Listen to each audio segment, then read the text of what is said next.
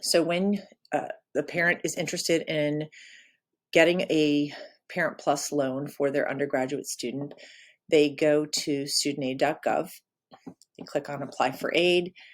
They're going to complete the FAFSA form first, and then after they're done doing that and their FAFSA form has gone through, then they can apply for a Parent Plus loan right there at studentaid.gov.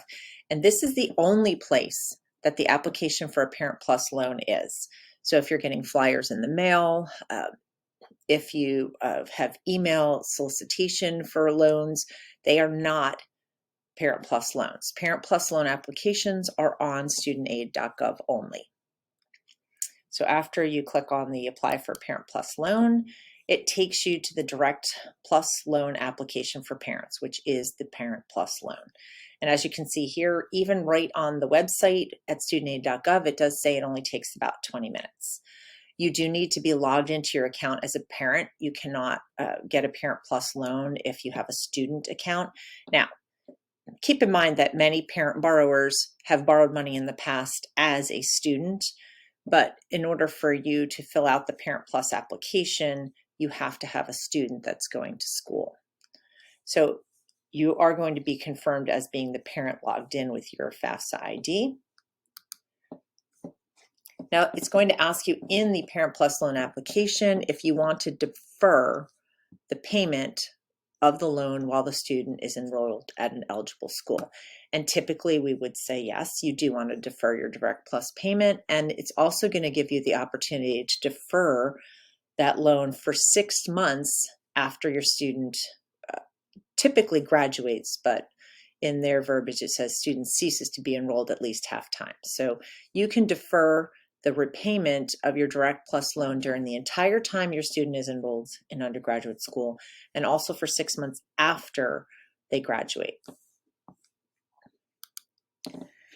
Now, for the school information at studentaid.gov on the Parent Plus application, you would enter in the school that your student is going to be going to. It would actually have you search the school for names. The school would need to be in their directory in order to qualify for a Parent Plus loan. But then the loan amount actually goes directly to the school once you are approved. So next, it's going to ask you how much you want to borrow. And this is how easy this application actually is. You can specify a specific amount if there's an exact number that you know that you want to borrow for school. You can say that you don't know what you want to borrow, and they will give you some clarification on those things. Or you can say you want to borrow the maximum amount that your school has determined for the cost of attendance. And that would be that eligible equation we talked about before, the cost of attendance minus any grant or merit aid that your student had been awarded by the school. So in this case, you might not know exactly what the number is. In these two cases, you would have a specific idea of what the exact number is that you would be eligible for. So here's the interesting thing about the Parent Plus loans. As you see on this slide here, what is missing? Because this is the next portion of the form, and it's asking for employer information, but it's also allowing you to check a box that says I am not employed. And in this employer information that they're asking for, there's nowhere that asks for income levels. So they are going to run a credit check on the parent that applies for the Parent Plus loan, but they're looking for a credit score rating.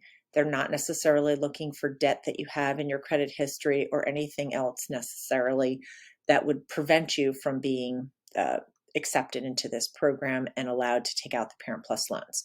Now, multiple bankruptcies and default on your own student loans may prevent you from getting a Parent Plus loan, but not being employed and not having an income is not something that would prevent you from getting a Parent Plus loan, which does seem a little ridiculous. It seems like they shouldn't be lending money to someone who doesn't have an income, but they're more focused on equalizing across the board the ability for students to go to college, and then they're going to worry about how much money can be paid back on those loans in the future.